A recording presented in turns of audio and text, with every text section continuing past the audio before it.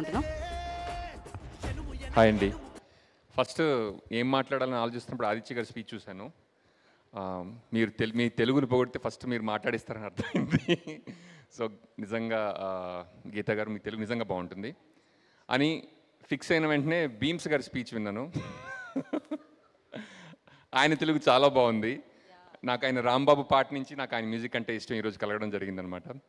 So నేను కూడా ఏమైనా తెలుగులో పెద్ద పెద్ద పదాలు వాడాలి అంటూ ఫిక్స్ అవుతున్న టైంలో ఏం చెప్పాలని ఆలోచిస్తుంటే సినిమా ఇండస్ట్రీ ఒక వైకుంఠపాళి గేమ్ లాగా అనిపించింది. అంటే ఒక ఫ్రైడే సినిమా హిట్ అయితే నిచ్చినెక్కి పైకి వెళ్తాం, ఒక ఫ్రైడే సినిమా ఫ్లాప్ అయితే పాము మింగిస్ కిందకి వెళ్ళిపోతాం. కాబట్టి సినిమా ఇండస్ట్రీ అనేది ఒక పరమపద సోపాన పటం. భీమ్స్ గారి భాషలో చెప్పాలంటే ఈ సినిమా ధమాకా అనేది నాకు తెలిసి అదేదో వైకుంఠపాళిలో కింద నుంచి పైకి వెళ్ళిపోయి నిచ్చెన ఒకటి ఉంటుంది కదా, అలాంటి నిచ్చెన ఈ ధమాకా అనమాట. ఈగలు కూడా అలాంటి నిచ్చెన అవుతుందని నాకు చాలా చాలా నమ్మకంగా ఉంది. అండ్ నాకు కొంతమంది డ్యాన్స్ చేస్తుంటే మనకు చూడబుద్ధి అవుతూ ఉంటుంది, కొంతమంది డ్యాన్స్ చేస్తుంటే మనకు కూడా డ్యాన్స్ చేయబుద్ధి అవుతుంటుంది. అటువంటి యాక్టర్ రవితేజ గారు అనమాట. నాకు ఒక గుర్తుంది ఇప్పటికీ, ఒక న్యూ ఇయర్స్ రోజు కాజల్ చెల్లివా కత్రినా కైఫ్ అనే ఒక పాట పెట్టుకుని నేను 2 గంటలు అదే పాట చూస్తే ఆయనకి ఫోన్ చేసి thank you for existing in the ఇండస్ట్రీని మెసేజ్ పెట్టాను అనమాట. అంతే ఎంతూజియాసంతో డ్యాన్స్ చేసే నటి శ్రీలీల. ఇప్పుడే ఇందాక ఈ రాజీగో పాట చూసినప్పుడు కూడా నాకు అదే ఫీలింగ్.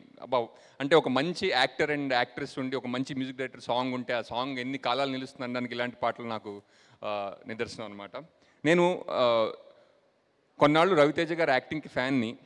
అది ఈగల్ సినిమా షూటింగ్ అయ్యేంత వరకే. ఈగల్ సినిమా షూటింగ్ స్టార్ట్ అవ్వగానే నేను ఆయన మనిషికి కూడా ఫ్యాన్ అయ్యాను. అంటే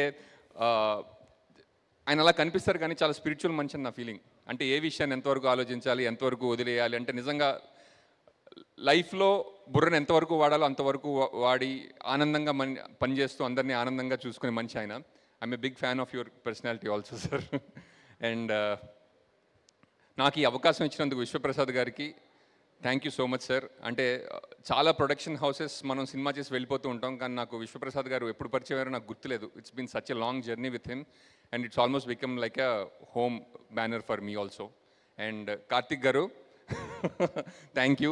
చాలామంది డైరెక్ట్ చేస్తుంటే మనకి అమ్మో ఈయన ఈయన ఈయన విజన్లో మనం ఫిట్ అవ్వాలి, ఈయన చాలా ప్యాషన్గా వర్క్ చేస్తున్నాడు, చాలా కష్టపడి పని చేస్తున్నాడు, చాలా ఎలా ఫిట్ అవ్వాలని మనం ఆలోచిస్తుంటాం. కానీ కార్తిక్ పనిచేస్తుంటే మనకు ఆ ప్రెషర్ ఉండదు. అండ్ అంటే ఆయన డైరెక్షన్ అంతా ఎప్పుడు చేస్తాడో కూడా తెలియకుండా అయిపోతుంది అనమాట. And wonderful working with you sir. And దేజన్ గారు, నేను మీరు మాట్లాడడం విని ఆయన మాట్లాడడం విని ఇంగ్లీష్లో మాట్లాడాలా తెలుగులో మాట్లాడాలా డిసైడ్ చేసుకుని ఇలా అనుకుంటే తెలుగు వచ్చింది, ఏమనుకోవద్దు sir. But wonderful music sir. I'm అంటే really glad to have known a technician like you. Thank you so much. Vivek garu ఇక్కడ లేరు. Thank you so much. Otherwise Geetha garu మీ తెలుగు బాగుంటుంది సార్, ఫస్ట్ మీరు నన్నే మాట్లాడించాలి. ఇవాళ అందరూ నన్ను టార్గెట్ చేశారే. Thank you so much Srinivas Avasarala garu. Thank you so much.